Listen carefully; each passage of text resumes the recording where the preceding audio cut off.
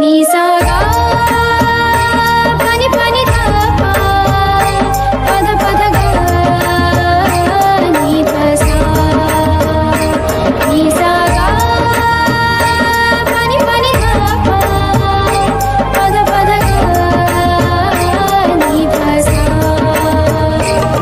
ही गाथा अस्तित्वाची शौर्याची पराक्रमाची ही गाथा अस्तित्वाची शौर्याची पराक्रमाची या मातीमधल्या कणाकणातील मौल्यवान रत्नांची या मातीमधल्या कणाकणातील मौल्यवान रत्नांची कर्तृत्व इथे गगनाला भिडे परिमोल जाणून घेऊ व्यक्तिविशेष नमस्कार विद्यार्थी मित्रांनो, मी आर.जे. निशा सर्वप्रथम स्पेक्ट्रम अकॅडमी पुरस्कृत रेडिओ MPSC गुरुच्या व्यक्तिविशेष या सत्रात तुम्हा सर्वांचे सहर्ष स्वागत करते. विद्यार्थी मित्रांनो, आपण व्यक्तिविशेष हे सत्र नेहमी ऐकत असतो. त्यामध्ये आपण सामाजिक, कला, विज्ञान, क्रीडा आणि शैक्षणिक या सर्व क्षेत्रांमध्ये ज्या महान व्यक्तींनी त्यांची उल्लेखनीय कामगिरी बजावली आहे व त्यांच्या कामगिरीचा सर्वत्र ठसा उमटवला आहे अशा सर्व थोर आणि महान व्यक्तींची जीवनगाथा व्यक्तिविशेष या सत्रात जाणून घेत असतो. आजही आपण अशाच एका थोर व्यक्तीची जीवनगाथा जाणून घेणार आहोत. चला तर मग आजच्या या व्यक्तिविशेष सत्राला सुरुवात करूया. आज आपण विठ्ठल सखाराम पागे अर्थातच वि.स. पागे यांचा संपूर्ण जीवन प्रवास जाणून घेणार आहोत. विठ्ठल सखाराम पागे ज्यांना वि.स. पागे म्हणून ओळखले जाते, हे महाराष्ट्राच्या सामाजिक, आर्थिक आणि संसदीय इतिहासातील एक अजरामर व्यक्तिमत्व होते. त्यांचा जन्म 21 जुलै 1910 रोजी सांगली जिल्ह्यातील बागणी तालुका वाळवा येथे झाला. बालपणापासूनच त्यांच्यावर राष्ट्रप्रेम, सामाजिक न्याय आणि गांधीवादी विचारांचा पगडा होता. या सर्व विचारांचा प्रभाव घेऊन त्यांनी तासगाव येथे प्राथमिक शिक्षण घेतले.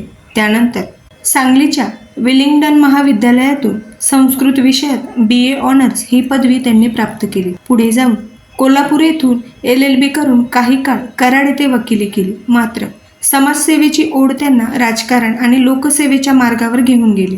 विद्यार्थी जीवनातच त्यांनी 1930च्या कायदेभंग चळवळीत आणि 1942च्या भारत छोडो आंदोलनात सक्रिय सहभाग घेतला. स्वातंत्र्य लढ्यातील योगदानामुळे त्यांना तुरुंगवासही भोगावा लागला, पण देशसेवेचा त्यांचा निर्धार मात्र अधिकच दृढ झाला. स्वातंत्र्यानंतर वि.स. पागे यांनी महाराष्ट्राच्या लोकशाही व्यवस्थेला एक नवी दिशा मिळवून दिली. ते 1952 ते 1960 या कालावधीत महाराष्ट्र विधान परिषदेचे सदस्य होते आणि 1960 ते 1978 अशी सलग 18 वर्षे महाराष्ट्र विधान परिषदेचे सभापती म्हणून कार्यरत राहिले. त्यांच्या शांत, संयमी, अभ्यासू आणि निष्पक्ष नेतृत्वामुळे त्यांनी संसदीय परंपरांचा उच्च दर्जा प्रस्थापित केला. नियमांचे काटेकोर पालन, विधायक चर्चा आणि सभागृहातील शिस्त यामुळे त्यांचा कार्यकाळ आजही आदर्श मानला जातो. विरोधी पक्षातील सदस्यांनाही त्यांच्या निर्णयांवर पूर्ण विश्वास होता. हीच त्यांच्या निष्पक्षतेची खरी पावती होती.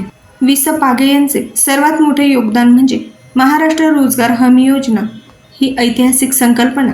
ग्रामीण भागातील दुष्काळ, बेकारी आणि स्थलांतर या गंभीर समस्यांचा त्यांनी बारकाईने अभ्यास केला आणि शासनाने प्रत्येक गरजू नागरिकाला रोजगाराची हमी दिली पाहिजे ही क्रांतिकारी कल्पना त्यांनी त्यावेळी मांडली. त्यापुढे 1969 मध्ये सांगली जिल्ह्यातील विसापूर येथे त्या योजनेचा प्रायोगिक प्रारंभ करण्यात आला.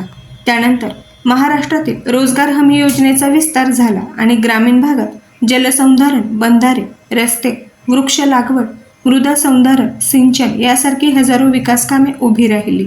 या योजनांमुळे लाखो ग्रामीण कुटुंबांना रोजगार मिळाला आणि स्थलांतरावर मोठ्या प्रमाणात नियंत्रण आले. पुढे महाराष्ट्राच्या 5 योजनेचा आदर्श घेऊन केंद्र सरकारने महात्मा गांधी राष्ट्रीय ग्रामीण रोजगार हमी कायदा लागू करून त्यावेळी वि.स. पागे यांना रोजगार हमी योजनेचे जनक म्हणून देशभर मान्यता दिली. ग्रामीण विकासाबरोबरच त्यांनी राष्ट्रीय विकासाच्या धोरणांमध्येही महत्त्वाची भूमिका बजावली. तत्कालीन पंतप्रधान इंदिरा गांधी यांनी जाहीर केलेल्या 20 कलमी कार्यक्रमाच्या मूळ संकल्पनेत त्यांच्या विचारांचा प्रभाव असल्याचे मानले जाते. त्यांचा असा ठाम विश्वास होता की विकासाचा केंद्रबिंदू ग्रामीण भारत असला पाहिजे आणि शासनाच्या वेगवेगळ्या योजनांचा थेट लाभ शेवटच्या घटकांपर्यंत पोहोचला पाहिजे. त्यामुळे रोजगार, सिंचन, शेती, जलसंधारण आणि सामाजिक न्याय या सर्व क्षेत्रांवर त्यांनी विशेष भर दिला. वि स पागे हे केवळ राजकारणी नव्हते, तर ते उच्च दर्जाचे साहित्यिक, कवी, नाटककार आणि संस्कृतचे गाढे अभ्यासक होते. संत साहित्य, भारतीय संस्कृती आणि तत्त्वज्ञानाचा त्यांनी सखोल अभ्यास केला होता. पहाटेची नौबत, अमर पक्षी हे त्यांचे काव्यसंग्रह, वीरमोहन आणि तुका म्हणे जाऊ वैकुंठा चालत ही त्यांची प्रसिद्ध नाटके विशेष गाजली. त्यांच्या भाषणांमध्ये संस्कृत श्लोक, संत वचने आणि ऐतिहासिक संदर्भांचा प्रभावी वापर असे. त्याचमुळे त्यांचे वक्तृत्व हे विद्वत्तेचे उत्तम उदाहरण मानले जात असे. त्यांच्या व्यक्तिमत्वातील आणखी एक महत्त्वाचा गुण म्हणजे त्याग आणि साधेपणा.